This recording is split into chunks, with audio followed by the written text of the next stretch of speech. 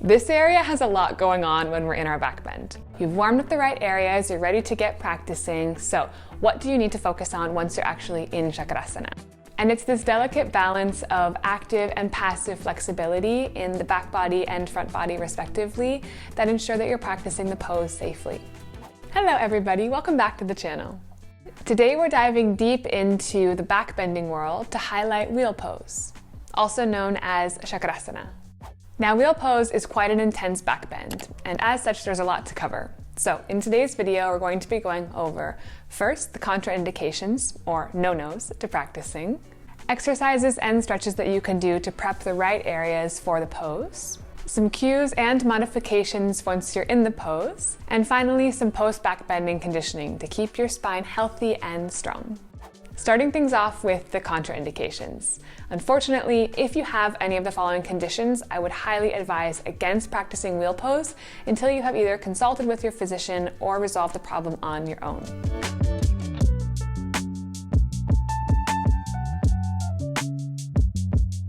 Okay, so I assume if you're still watching now, it means that you don't have any of the contraindications I've just listed, and you are free to start practicing and prepping the body for chakrasana.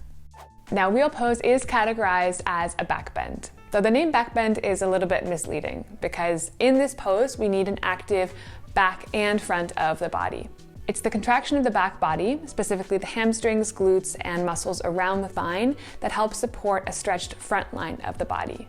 And it's this delicate balance of active and passive flexibility in the back body and front body respectively that ensure that you're practicing the pose safely. In that vein, the main areas we need to prep for chakrasana are the wrists, the shoulders and upper back, the glutes, and the front of the hips, or the psoas. So as for the stretches for the pose, let's start at the hands and work our way up. Wheel pose requires a great deal of wrist mobility, more than about 90 degrees depending on the mobility of your shoulders. So stay tuned as later in the video I'm going to go over a few modifications you can make in the pose if everything else is ready but your wrists just aren't quite there yet. Hey you! If you're enjoying this video, then let me know by dropping a like down below. It really helps support the channel and works to this kind of stuff to other people here on YouTube. And don't forget to subscribe to join our beautiful family. I upload new videos every single week. And if you'd like more ways to move with me, then make sure you check out my online programs, which are linked in the description box below. Now back to the video. So a few of my favorite drills to warm up and increase the mobility of the wrists can be done in tabletop.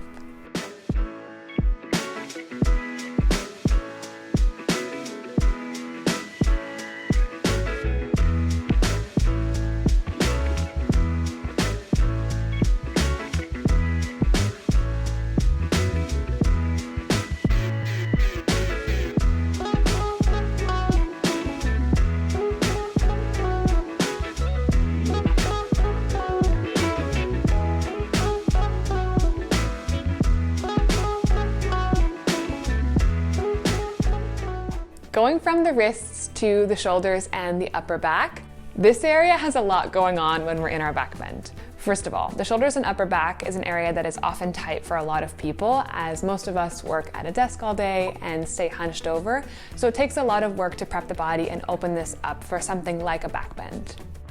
And secondly, wheel pose is an inversion, which means that our head is placed below our heart. So not only in this back bend is our spine being flexed in all positions, but also the front of our body, where all of our most important stuff is vulnerable. So this can cause a lot of people to have an increased heart rate as everything is exposed, and our animal instinct is to protect that at all costs. But also it ends up being that a lot of people hold their breath because they're so tense that they're not allowing their chest and their shoulders to open properly and embrace that position of vulnerability. Which is completely natural, by the way. It just takes some preparation and some practice to fight that base instinct. Which, coincidentally, is what this next set of exercises and stretches is meant to do.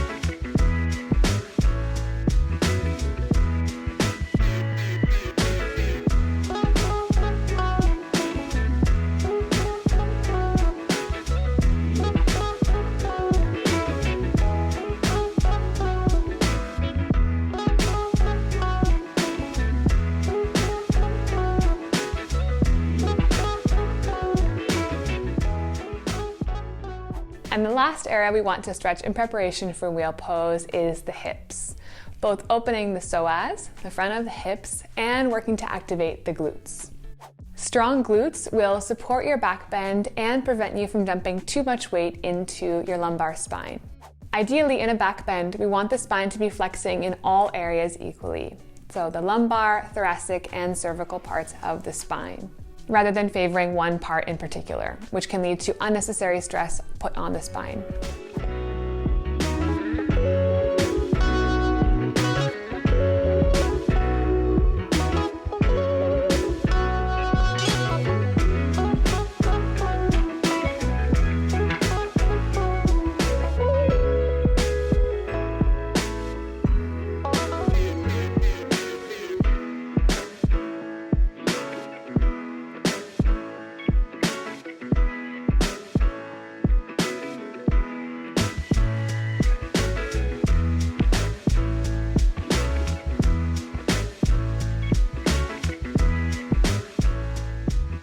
Okay, part 3, cues and modifications once you're in the pose. So you've warmed up the right areas, you're ready to get practicing. So what do you need to focus on once you're actually in chakrasana? The first area I want to focus on is the wrists. So let's say the rest of your body is ready and willing to go to practice wheel pose, but your wrists just aren't quite there yet. Maybe they're lacking a little bit of mobility still. Don't worry, I have 2 modifications for you to try. The first is to elevate your hands up onto blocks to practice. This will decrease the angle of wrist flexion needed to practice the pose, and you can work on the other cues related to the hips and the shoulders in your wheel pose until you increase your wrist mobility enough to support you on the floor. And the second wrist modification involves another person. So hopefully you have a friend or partner nearby, or worst cases, you can grab some rando off the street to help you practice this, because you gotta get your wheel pose. Your practice is very important. What they're gonna do is stand behind you with their feet hips distance, feet facing your shoulders, and you're gonna grab their ankles. This change of angle of your hands is a little bit more gentle on the wrists and will allow you to focus on the other cues in the pose, such as those related to your hips, your shoulders, and your breathing.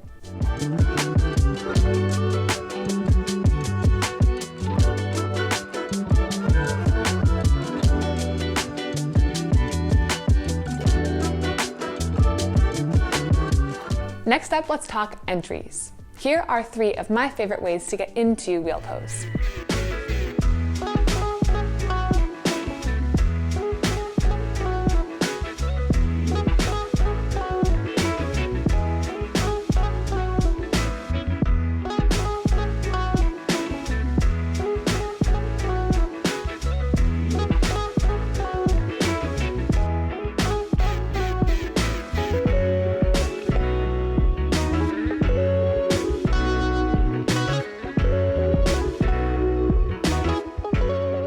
And lastly, I'd like to go over post-backbending conditioning.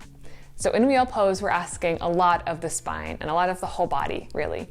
So once you finish your practice, it's really important that you spend a few minutes calming the body and go through a few drills that work to neutralize the spine.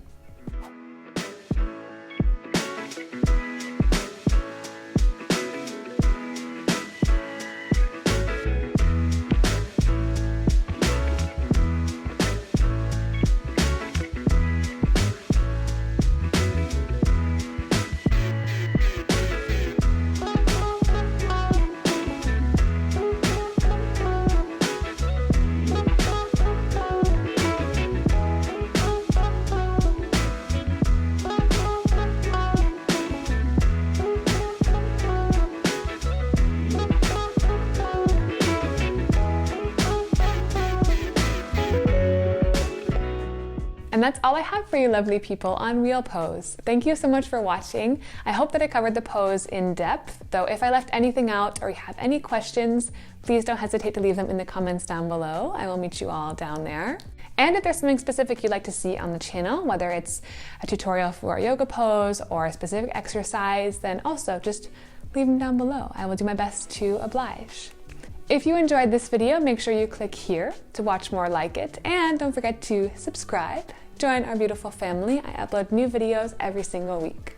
Wishing you all a beautiful rest of your day, happy backbending practice, and I will catch you back here very soon. Ciao!